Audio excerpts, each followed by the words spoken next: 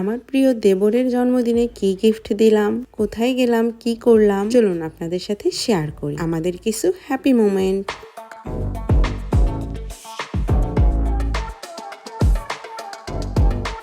সেইতে যে পরিমাণে গরম পড়তেছে দিনের বেলা বের হওয়ার কোনো উপায় নাই। পরও আজ যেহেতু আমার প্রিয় মানুষের বার্থডে, তার বার্থডে উপলক্ষে একটা স্পেশাল গিফট না হলে কি চলে, তাই বিকেল বেলা বের হয়ে গেলাম। আর বের হয়ে এই মিন্ট লেমনটা ট্রাই করে ফেললাম রাস্তার ধার থেকে। 20 টাকায় ঠান্ডা ঠান্ডা মজাদার মিন্ট লেমন খেয়ে শরীরটা একটু ঠান্ডা করে নিলাম, সাথে ব্রেনটাকেও রিল্যাক্স করে নিলাম। চলে যাব এখন পলাশের গিফট কিনতে। বেসিক্যালি আমি বর্ণা ভাবিকে জিজ্ঞেস করেছিলাম পলাশ কি ধরনের গিফট পছন্দ করে বা ওর কি প্রয়োজন আপাতত, কজ ছেলেদের গিফট আইটেম আমার কাছে মনে হয় খুবই লিমিটেড, তাই কোনো বয়েজ গিফট আইটেম খুঁজতে গেলে আমি বেশ কনফিউজড হয়ে যাই। তো বর্ণা ভাবি বলেছিল আমাকে যে ওরা একটা ইউকিলিলির নাকি অনেক শখ, যেহেতু ইউকিলিলি আমরা চিনি না তাই ভাইয়াটাকে নিয়ে গিয়েছিলাম সাথে করে। বর্ণা ভাবি আমাকে একটা একটা করে দিচ্ছিল লুকিং দেখার জন্য। অ্যাকচুয়ালি আমি তো বাজাতে পারি না, একটু ঢং করতেছিলাম এই আর কি। আমরা দুই যা মিলে আরো একটু ঢং করে নিলাম, মনে হচ্ছে যে আমরা কত ভালো বাজাইতে পারি, তাই না? এই ভাইয়াটাকে নিয়ে গেছিলাম। ভাইয়া কিন্তু অনেক ভালো গিটার বাজায় প্লাস গান করে। ভাইয়ার একটা নিজস্ব গানের টিমই আছে আলাদা। কোন ইউকিলিলির টিউন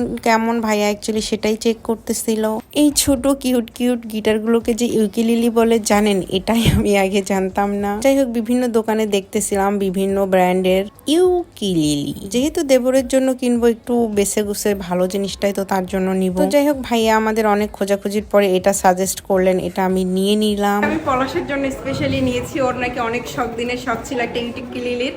তো আমি অ্যাকচুয়ালি অনেক এক্সাইটেড যে ওটা দেখার পরে রিয়াকশন কেমন দিবে। হ্যাঁ, মানুষের শখ পূরণ করাও মানে একটা হ্যাপিনেসের ব্যাপার। গিফট কিনা হয়ে গেল, আমরা চলে আসলাম এবার কিছু খানা দানা করার জন্য। রাজশাহীর অরোরা 2 এর সিজলিং পাস্তাটা আমার অনেক অনেক অনেক ফেভারিট। যতবার রাজশাহীতে আসি আমি এটা মাস্ট ট্রাই করি, সো এবারও ট্রাই করব। সেজন্য এসে আগেই অর্ডার করে ফেলাম সিজলিং পাস্তা। তারা কিছুক্ষণ পরে আমাদের গরম গরম ধোয়া ওঠাই সিজলিং পাস্তাটা সার্ভ করলো। লাইফে অনেক অনেক জায়গায় পাস্তা খেয়েছি, বাট এই পাস্তার মতো টেস্ট আমি কোথাও পাই নাই। অরোরা 2 এর যে শেফ ছিল সেই ভাইয়াকে স্পেশালি অর্ডার দিয়ে পলা সেটা আমার জন্য বানিয়ে নিয়েছিল। এদের এত এত ভালোবাসা আর সম্মানের জন্যই কিন্তু তাদের সাথে আমার সম্পর্কটা এত ভালো হয়ে গেছে এত শর্ট টাইমে। পাস্তাটা এত বেশি গরম ছিল যে অ্যাকচুয়ালি এক চান্সে খাওয়াই যাচ্ছিল না, ফু দিয়ে দিয়ে আমরা সবাই খাচ্ছিলাম। আপনাদের ভাইয়া এর আগে কখনোই কোনো পাস্তা ট্রাই করতো না, বাট এখানে পাস্তাটা খাওয়ার পরে ও অলওয়েজই এই পাস্তাটা আসলেই ট্রাই করে। আলহামদুলিল্লাহ, অনেক মজা করে সবাই মিলে পাস্তাটা খেলাম। এখন বাসায় চলে যাওয়ার পালা। এই যে এই পলাশের জন্য কিছু সারপ্রাইজ প্ল্যান ওয়েট করতেছে আমাদের জন্য, আর সেটা দেখতে অবশ্যই কিন্তু ফুল ভিডিওটা আপনাদের দেখতে হবে। রাতের রাজশাহী উপভোগ করতে করতে চলে যাচ্ছি আমরা বর্ণার বাসায়, আই মিন ফুড লাভার বর্ণার বাসায়। কেক স্লাইস করছো দাও। বর্ণা এটা কি করলাম? এখনো হয় নাই, এখনো ভালো মতো হয় নাই। দাঁড়া আরেকটা বিষয় বাকি। লাল টুকটুকি আমার বর। ডিজার্ভ করো পলাশ, তুমি এটা ডিজার্ভ করো। ফার্স্টে কেন ভাব নিছো কেন? থামেন এক মিনিট বর্ণা এটা কি করলো তুমি?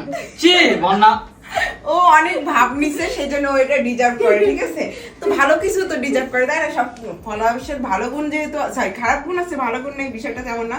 সো সেই হিসেবে ও এটা ডিজার্ভ করে। পলাশের অনেক জিনিস শখ। পলাশ এখন একটু চোখটা খুলো। আমি চোখ তাকাতে পারবো না, আমার চোখের মধ্যে গেছে। আরে বাবা, এবার খুলো, চোখ খুলো। কেমন দেখছো আমার? হ্যাঁ? আমি আগে দেখবো। না, সুন্দর লাগছে পলাশ। এটা কোনো কথা? না, একটা অনেক টেস্ট ছিল। দেখো তোমার ভাবি কি নিয়ে আসছে তোমার জন্য। কি বলেন এটা ভাবি? তুমি তো বুঝতেই পারছো এটা কি হতে পারে। হ্যাঁ, তুমি তোমার এতদিনের শখ। এটা কে বললো আপনাকে আমার এটা খুব প্রয়োজন বা আমার তোমার ইচ্ছা ছিল? সব প্রয়োজন কে জানে? সেই মানুষটাই আমাকে বলেছে যে সব কি প্রয়োজন মেটাই আমি তো তোমার। তোমাকে কিছু দেই এটা না। এটা এটা আমার কতদিনের শখ জানেন আমার? হ্যাঁ, খুলে দেখো পছন্দ হয় কিনা, তাই না? এখন দেখা যাক অ্যাকচুয়ালি পলাশের এটা পছন্দ হয় কিনা। ওয়াও, সেই সুন্দর তো। সামনে দেখাও। এটা আমার খুব অনেক দিনের একটা ইচ্ছা ছিল। ইনশাআল্লাহ ভাবি আপনাকে একদিন গান করে শোনাবো। তোর হ্যাঁ, আমার কয়েকটা টিউন তুলে দিবা, না হলে কিন্তু এটা আবার ফেরত নিয়ে নিবা। সত্যি কথা।